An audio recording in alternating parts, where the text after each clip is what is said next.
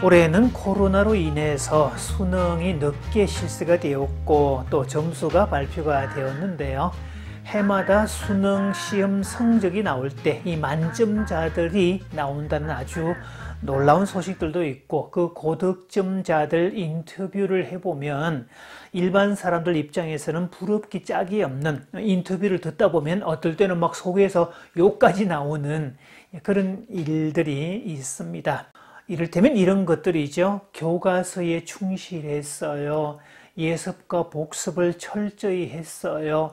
자기 주도 학습을 했어요. 사교육은 일체 안 받았어요. 저는 학원이 뭔지 몰라요.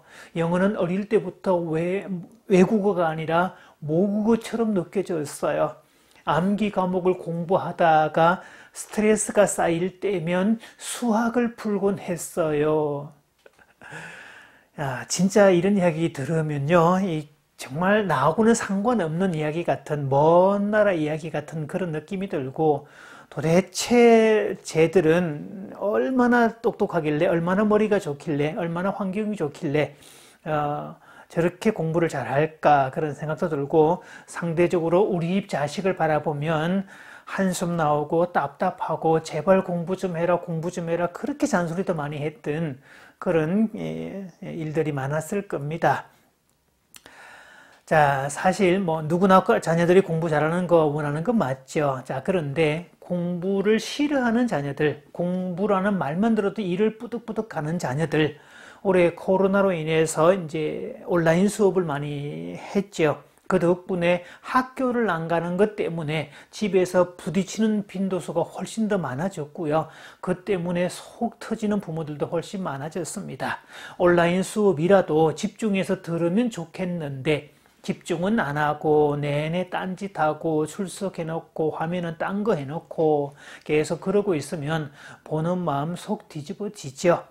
저 아이는 왜 공부를 싫어할까? 저 아이는 공부하고 왜 담을 쌓았을까? 왜 저렇게 공부를 못할까? 이런 답답함을 이야기하기 전에 한 번쯤은 생각을 한번 짚어보고 지나가야 되죠.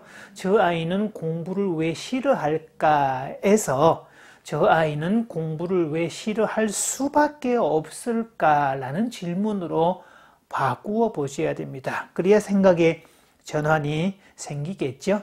사실 공부는 인간이 경험하는 최상의 기쁨, 최상의 행복, 고차원적인 이 수준의 행복에 들어갑니다.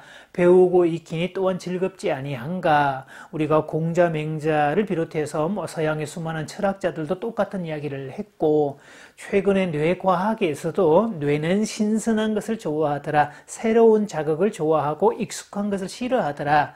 그래서 새로운 정보를 입력하고 새로운 경험을 할 때 뇌는 행복을 느끼는 주체가 되더라. 그래서 사람은 뭔가를 끊임없이 배우고 도전하고 레벨을 높여갈 때 행복하다라는 건데요. 그래서 공부는 수준을 높여가는 과정이기 때문에 공부 자체가 행복이라고 말할 수 있습니다. 그래서 행복한 사람은 늘 배우는 데 초점을 두고 있다. 배우는 사람은 늘 행복하다라는 명제를 만들 수가 있죠. 그런데 사실 우리의 자녀들이 하는 이 공부의 방식은 썩 그렇게 행복한 방식이 아닙니다. 지금 우리 자녀들이 배우는 이 학교 공부의 방식은 부모 세대가 똑같이 받았던 이 구조나 어떤 방식이 똑같은데요. 이 연역법 교육, 이 주입식 교육에 해당이 되죠. 그러니까 재미가 없을 수밖에 없는, 재미를 느낄 수 없는 그런 공부였다는 사실이죠. 왜냐하면 우리의 교육은 일종의 응급처치에 해당되는 교육이었기 때문입니다. 의술에는 여러 가지 종류가 있죠. 내과, 외과, 흉부외과, 심장외과, 피부과, 이비인후과 기타 등등 그런 각기로 세분화돼서 각 전공의들이 따로 있는데요. 그래도 가장 기본적인 것이 응급 상황일 때 응급처치를 하고 심폐소생술을 하는 살려내는 기능이 중요하기 때문에 가장 바탕이 되는 것들이죠. 그렇다고 해서 응급처치 방법이 의술의 전부다 이렇게 말할 수는 없습니다. 치료법에는 다양한 것들이 들어있고 자연치유도 있고 또 나아가서는 예방의학까지도 포함을 해야 되는 그런 게 의술이라면 응급처치만 가지고 의술의 전부라고 말할 수 없다는 거죠.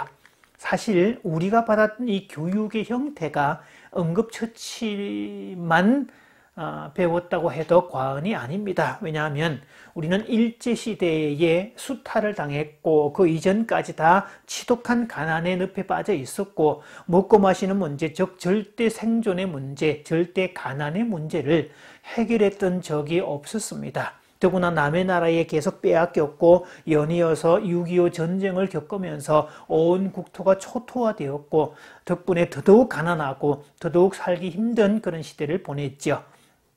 그리고 전후에 우리는 먹고 살아야 되는 절박한 문제에 봉착을 했고 그게 응급처치가 필요한 상황이었고 그래서 그것을 하기 위해서 도입한 것이 제도화된 교육, 학교 교육이었습니다. 그래도 그 교육의 덕분으로 그 교육의 혜택으로 우리는 지금 물질적 풍요라는 큰 혜택을 얻었죠. 학교 교육은 주입식 교육, 연역법 교육이다. 연역법 교육이란 결론을 지어놓고 왜냐하면 이런 식으로 풀어가는 당연히 주는 교사가 되겠죠. 학생은 그저 따라가는 그런 방식일 겁니다. 그래서 우리가 학교에서 그 칠판에 보면 맨 왼쪽에 수업 목표 이런 걸 적어놨습니다. 왜냐하면 그걸 먼저 정해놓고 부가적으로 따라가도록 만들었기 때문이죠. 2013년에 KBS 방송에서 이 거꾸로 가는 교실이라는 제목으로 방송을 했었는데요. 사실은 그게 거꾸로 가는 교실이 아니라 지금 학교가 하고 있는 게 거꾸로 가는 거죠.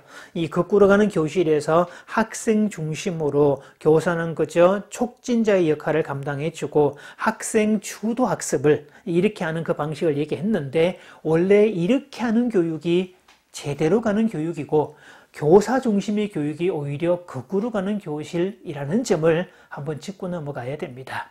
자, 그럼에도 불구하고 그래도 이 거꾸로 가는 교실, 연역법식 교육이라 할지라도 교사의 능력에 따라서 얼마든지 교육 환경은 달라질 수가 있습니다.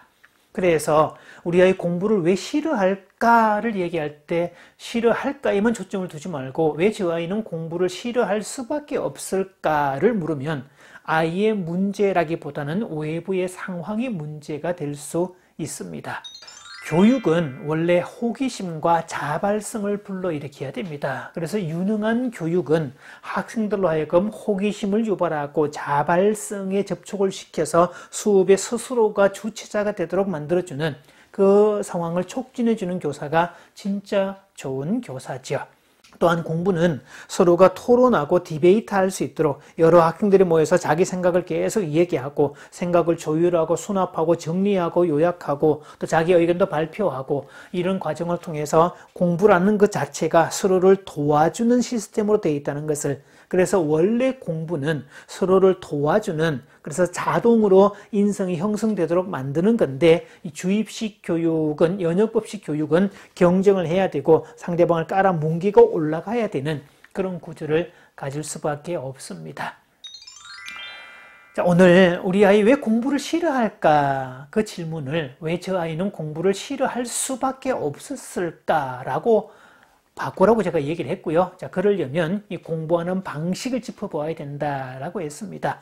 그래서 그 자리에 질문식 교육을 던져서 질문을 유발해서 호기심과 자발성을 끌어내도록 해라라고 얘기를 하고 있는데 이 주입식 교육, 연역법식 교육, 우리가 배웠던 학교 교육은 주로 4가지 단계였었죠.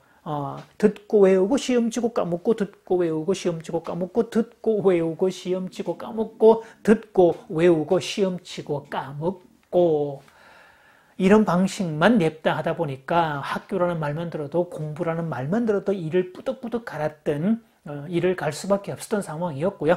그런 주입식 교육이 아니라 듣고 외우고 시험 치고 까먹는 교육이 아니라 스스로 생각하고 호기심에 접촉을 시키고 계속 탐구하게 만드는 그런 질문식 교육을 통해서 아이들이 공부에 흥미를 가질 수 있도록 스스로가 주체가 될 수 있도록 그렇게 이끌어 주셔야 되겠죠. 자, 다음 시간에도 임진왜란 이야기를 통해서 어떻게 재미있도록 수업을 이끌어 가는지 그런 이야기들을 계속 이어가도록 하겠습니다.